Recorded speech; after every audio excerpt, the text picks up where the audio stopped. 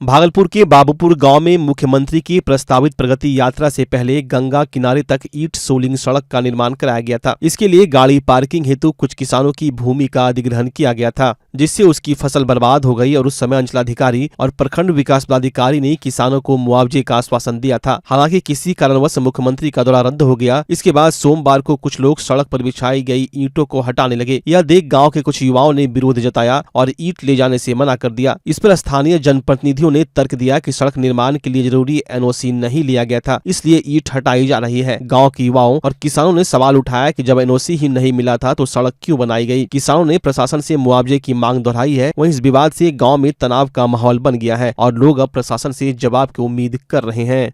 रचना रच गया कि बोला गया कि गंगा किनारे में जो ईंट से रोड बना हुआ है उसका एनओसी नहीं मिला हुआ है। ठीक है सर, एनओसी आपको नहीं मिला गया, आप सर क्यों ईंट से आप रोड बनाए? उसी टाइम आपको नहीं बनाना चाहिए था।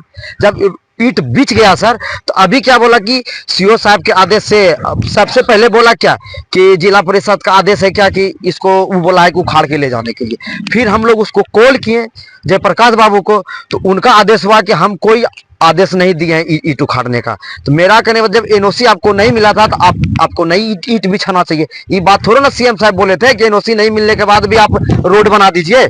ऐसा सर कहीं इस चीज में नियम में नहीं लिखा हुआ। उसी टाइम में आपको नहीं बिछाना चाहिए था। खबर हुई कि हमारे गांव में जो सड़कें बनाई गई है प्रगति यात्रा के क्रम में, वो सड़कें उखाड़ के लेके जा रहे हैं। तो हम लोग जो है कि उत्साह मतलब हिम्मत जुटा करके यहाँ पे आए विरोध करने के लिए कि नहीं, ये जो काम हुआ है ये हम लोगों के भलाई के लिए हुआ। तो ये काम मतलब कि इसका उखाड़ के क्यों आप लेके जा रहे हैं, इस चीज के लिए हम लोग विरोध किए। अपने गांव के जनप्रतिनिधियों को फोन किया, उत्तरी जिला परिषद जयप्रकाश मंडल जी को फोन किया, तो उन्होंने कहा कि ये हमारे ऑर्डर से नहीं किया जा रहा है और हम उखाड़ने का अनुमति नहीं दे रहे हैं। और यहाँ जो कुछ अफसर आए थे पदाधिकारी जिसके निरीक्षण में ये काम हो रहा है, तो उन्होंने भी कहा कि जयप्रकाश मंडल जी के द्वारा मतलब ये काम हुआ है, उसके ऑर्डर से हो रहा है। लेकिन मतलब एक जनप्रतिनिधि जो है वो एक दूसरे पे थोपने का प्रयास कर रहे हैं, वो इसको।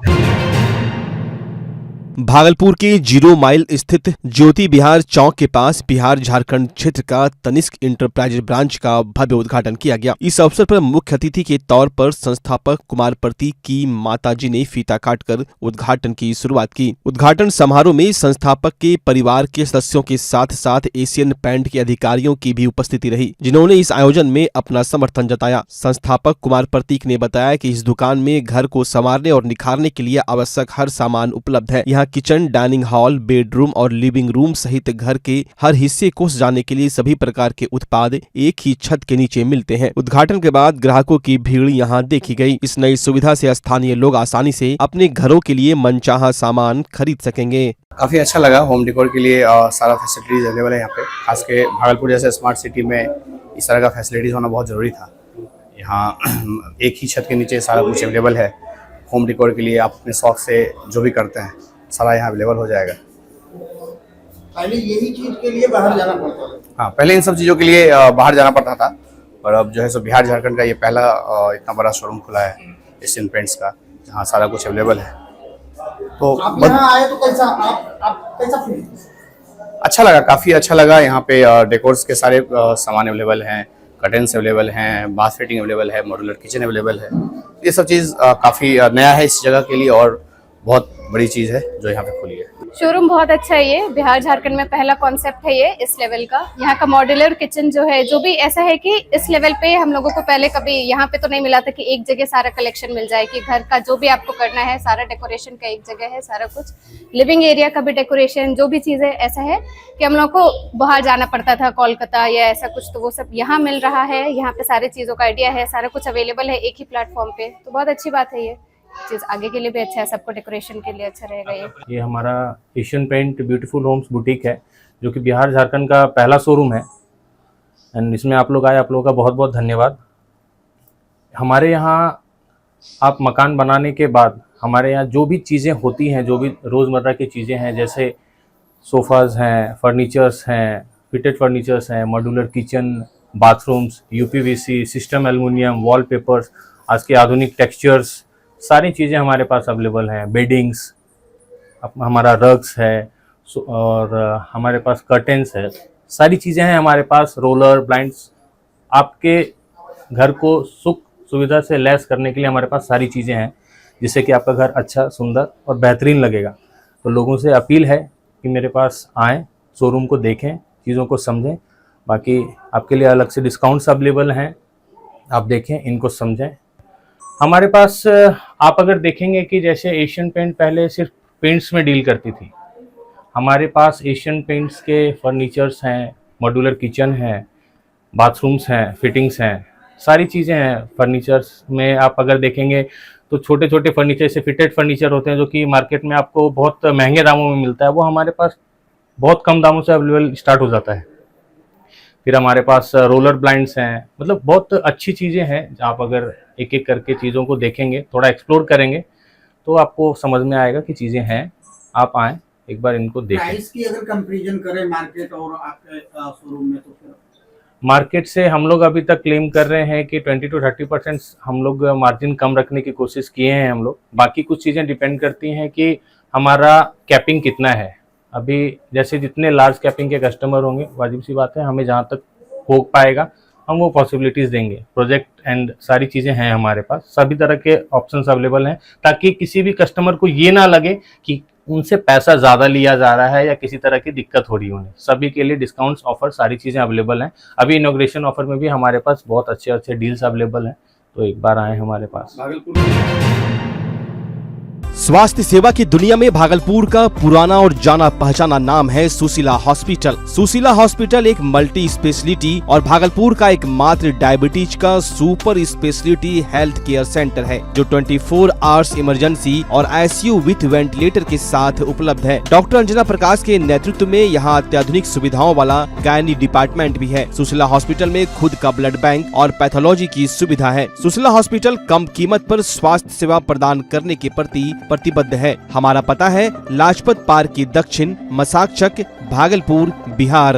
अब आपके सर भागलपुर में खुल चुका है मेंस वेयर और एक्सेसरीज के लिए शानदार शोरूम कॉब। यहाँ आपको एक से एक लेटेस्ट डिजाइन में मिलते हैं jeans, pant, shirt, suit, blazer, trouser, jacket, sweater, sweatshirt, जूते एवं सभी प्रकार के एक्सेसरीज। उद्घाटन के मौके पर कॉब दे रही है आपको पूरे भागलपुर में सबसे शानदार ऑफर, बाय 1 गेट 3, यानी कि एक की खरीदारी पर 2 बिल्कुल मुफ्त। तो अगर आप भी शानदार ऑफर का लाभ लेना चाहते हैं तो अभी चले आएं।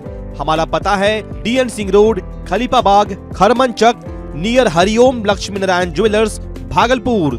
जल्द करें, ऑफर सीमित समय के लिए। नमस्कार, मैं डॉक्टर अजय कुमार सिंह, शिशु रोग विशेषज्ञ, बिहार झारखंड में अग्रणी मेरा स्नेह अस्पताल, जो सबसे पहले बिहार झारखंड में कृत्रिम श्वसन मशीन यहाँ आया, ब्लड गैस एनालाइजर आया, और एक नायाब मशीन क्रिटिकल जो देर से रोए बच्चे में इलाज में बहुत सक्सेसफुल है, और वह विकलांगता से बचाता है और बचने की संभावना बढ़ती है।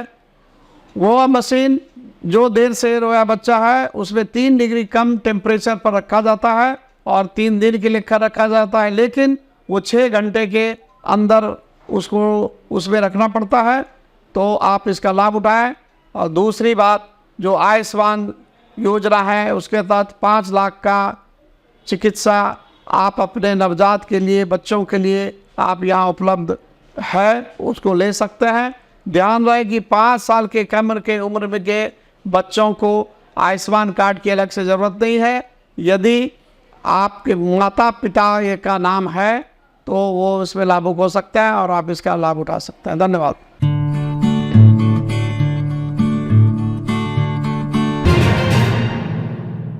भागलपुर के नारायणपुर प्रखंड अंतर्गत शहजादपुर पंचायत के वार्ड नंबर 11 में एक घर में अचानक आग लग गई। घटना के समय परिवार के सभी सदस्य गहरी नींद में सो रहे थे। धुएं और आग की लपटों के बीच से परिवार के सदस्य किस तरह जान बचाकर बाहर निकल पाए, उक्त जानकारी देते हुए उप मुखिया लवली देवी ने बताया कि आग इतनी भयानक थी कि देखते ही देखते पूरा घर जलकर राख हो गया। इस घटना में अनाज, कपड़ा, नकदी और कई महत्वपूर्ण दस्तावेज जलकर नष्ट हो गए। कुल मिलाकर लगभग लाख रुपये से अधिक की क्षति का अनुमान है। घर पूरी तरह जल जाने से पूरा परिवार अब खुले आसमान के नीचे रहने को मजबूर है। उन्होंने अधिकारियों से मुआवजे की मांग की है। हालांकि अभी तक आग लगने के कारण का पता नहीं चल पाया। नारायणपुर अंचलाधिकारी विशाल अग्रवाल ने कहा कि मामले में लिखित शिकायत मिलने के बाद आगे की कार्रवाई की जाएगी।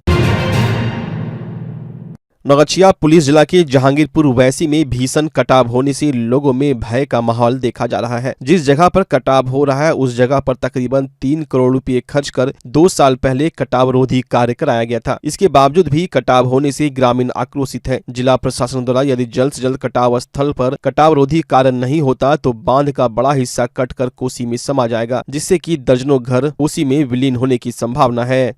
हुआ है क्या 22-23 में बोरा का काम हुआ था जहांगीरपुर वैसी में, अब फिर से ये 24 में कटा और दरार आ रहा है। गांव का लोग दहशत में है। अगले वर्ष लगभग 70-80 घर कट चुका और विलीन हो चुका। सरकार की तरफ से मुआवजा भी मिला था, लेकिन फिर गांव वाला कह रहा है कुछ ध्यान ही नहीं दिया जा रहा है। प्रशासन को और मीडिया वाला को खबर भी कितना बार दिया गया, कोई सुनने वाला नहीं है। ये जहांगीरपुर वैसी में 2022-23 में जो बेग का काम हुआ था तो उससे हमारा गांव महफूज थे, जिसमें कि 70-80 घर बिलिंग भी हो गए थे नदी में। फिर जियो बेग हुआ और अब जो है कि फिर पूरा दरार आके पूरा जहांगीरपुर वैसी के जनता आक्रोश में है, गमगीन में है, अफरा तफरी का माहौल है। और यहाँ पे कटाव लग गया, जहांगीरपुर वैसी में कटाव लग गया, जबकि यहाँ पे प्रशासन कोई ध्यान नहीं दे रहा है। कभी भी जो है गांव फिर से कट सकता है। एकदम स्थिति जो काम हुआ है बोरा का वो फट गया है, बैठने की स्थिति में आ गया है। प्रशासन को बार बार हम लोग खबर देते, कोई आज तक नहीं देख रहा है, पूरा नजरअंदाज है। भागलपुर के लोदीपुर थाना क्षेत्र के तबलपुर उत्क्रमित विद्यालय के समीप स्थित एक गली में जमीन विवाद को लेकर 2 पक्षों के बीच जोरदार मारपीट हुई। इस हिंसक घटना में एक पक्ष से महिला समेत कुल 5 लोग गंभीर रूप से घायल हो गए। घायल लोगों का इलाज परिजनों की मदद से सदर अस्पताल में करवाई जा रही है। घटना के अनुसार झूना देवी ने पिछले साल नरेश मंडल की जमीन की खरीदारी की थी, लेकिन पड़ोस के अरविंद मंडल समेत 5 व्यक्तियों ने उस जमीन पर कब्जा कर लिया था। जब झूना देवी के परिवार ने जमीन की साफ सफाई के लिए प्रयास किया तो के साथ हिंसक मारपीट शुरू हो गई। घायल व्यक्तियों में 28 वर्षीय करण कुमार, 52 वर्षीय झूना देवी, 35 वर्षीय संतोष कुमार, 22 वर्षीय उर्मिला देवी और 56 वर्षीय जागेश्वर ताती शामिल है। करण कुमार ने बताया कि हमने अपने घर के पीछे की जमीन नरेश मंडल से ली थी, लेकिन अरविंद मंडल और उनके सहयोगियों ने कहा कि यह जमीन उनका है। कोर्ट में 2018 में मेरे ही समक्ष फैसला आया था, परंतु अब वे हमें जमीन पर रहने नहीं दे रहे। जब हम साफ सफाई करने गए तो अरविंद मंडल, मनोज मंडल, राकेश मंडल, मुन्ना मंडल, परवीन मंडल समेत अन्य 10 लोगों ने डंडा से मारपीट करना शुरू कर दिया। उन्होंने हमारा घर भी उजाड़ दिया, बर्तन तोड़ दिया और खाना बनाने तक नहीं दिया। वहीं मौके पर पहुंची पुलिस तुरंत कार्रवाई करते हुए मामले की छानबीन शुरू कर दी है। घटना स्थल से जांच के साक्ष्यों को एकत्र कर मामले की विस्तृत जांच की जा रही है। झूना देवी कौन मारपीट करके रखे कपाड़ तोड़ दिया है आपको? मनोज मंडल, अरविंद मंडल, राकेश मंडल उर्फ मुन्ना मंडल, परवीन कुमार। क्या कारण था, क्यों मारपीट? कारण यही है कि जमीन पर तौती जात को नहीं रहने देंगे, तो हम बोले कि तौती जात को छिपा करके जात में जमीन लिए है। छोटी जात करके भगाता? हाँ, छोटी जात करके भगाता है हमको। कब जमीन लिए थे? 2004 में लिए हैं। तब से भागा रहे थे? हाँ, जब सब झोपड़ी बन के रह रहे हैं। जमीन किससे लिए थे? नरेश मंडल, मुन्ना मंडल, उन्हीं लोगों से? हाँ, वही लोग से लिए हैं। तो वो लोग टाइटिल भी किया, टाइटिल हम जीत गए कोर्ट से। सुल्तानगंज के अजगैबीनाथ धाम में पंचायती राज मंत्री केदारनाथ गुप्ता का भव्य स्वागत किया गया। एनडीए कार्यकर्ताओं ने फूलों की माला और अंग वस्त्र देकर उनका अभिनंदन किया। इस अवसर पर नगर सभापति राजकुमार गुड्डू के नेतृत्व में एक महत्वपूर्ण बैठक आयोजित हुई। इसमें केदारनाथ गुप्ता के साथ पूर्व जिला परिषद अध्यक्ष, पंचायती राज पदाधिकारी, प्रखंड विकास पदाधिकारी, भाजपा के वरिष्ठ नेता, अखिल भारतीय वैश्य समाज की राष्ट्रीय उपाध्यक्ष एवं अन्य क्षेत्रीय नेताओं ने हिस्सा लिया। बैठक में मंत्री ने 13 फरवरी को पटना के मिलर हाई स्कूल मैदान में बंसी चाचा के शहादत दिवस के आयोजन का ऐलान करते हुए विकास कार्यों और सरकार की उपलब्धियों पर चर्चा की। आज विगत 13 अप्रैल को पटना के मिलर हाई स्कूल में अमर शहीद बंसी चाचा का शहादत समारोह आयोजित किया गया है।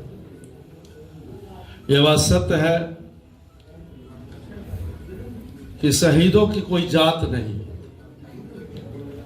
लेकिन जब तक उसके जात के लोग नहीं निकलते हैं तब तक आज के मिति में अब किसी महापुरुष का जयंती और पुण्यतिथि मनाना मुश्किल हो गया। अपने देश से आदमी कट जाता है तो एक तरह का नहीं, शिक्षा स्वास्थ्य से लेकर के सभी व्यवस्था उनका खत्म हो जाता है। जो पीड़ा स्वतंत्रता के संग्राम में लड़ने वाले बंसी चाचा को हमेशा कुरेदता रहता था। देश तो आजाद हो गया लेकिन बैरगनिया वासी आजाद नहीं। उस क्रम में उस तत्कालीन सरकार को उन्होंने एफिडेविट दे करके 1997 में समय सीमा तय किया कि आप समय सीमा के तहत अगर पुल बनाने का शिलान्यास नहीं करेंगे तो मैं आत्मदाह करूंगा। वो तो जंगल राज था, कोई सुनता था कि आप मर जाइए चाहे मिट जाइए, और उन्होंने आग लगा के मर गए। कोई पूछने वाला नहीं था, क्योंकि वो गरीब अति पिछड़ा कानू हलवाई समाज का लोग इतना बड़ा काम किया था। कोई ऐसा नहीं कि वो पुल बन जाने से उसका जात के लोग ही सिर्फ चलता, उसका परिवार के लोग नहीं चलता, वो सबकी बात करता था। स्वतंत्रता संग्राम की लड़ाई और उसमें जो बलिदान दिया, आजाद भारत कराया, उसमें सबके लिए काम किया था, लेकिन कोई पूछने वाला नहीं था। 2014 में जब हम गए, सुशील मोदी जी के पास थे, अमुनेसर कानून है, सब लोग जानते हो ये अमुनेसर कानून, वो भी संजोग से। तो सुशील मोदी जी कहे कि केदार जी आपके समाज के एक बंसी चाचा थे, आप लोग जानते हैं, हम भी नहीं जानते थे उस समय पर। तो वो बताए कहानी कि ऐसे ऐसे वो आत्मदाह किया। जब मेरी सरकार बनी, जब हम उप मुख्यमंत्री बने, तब उस पुल को बनाए। तो आप लोग को उनका शहादत मनाना चाहिए। और मैं उसी 2014 के बाद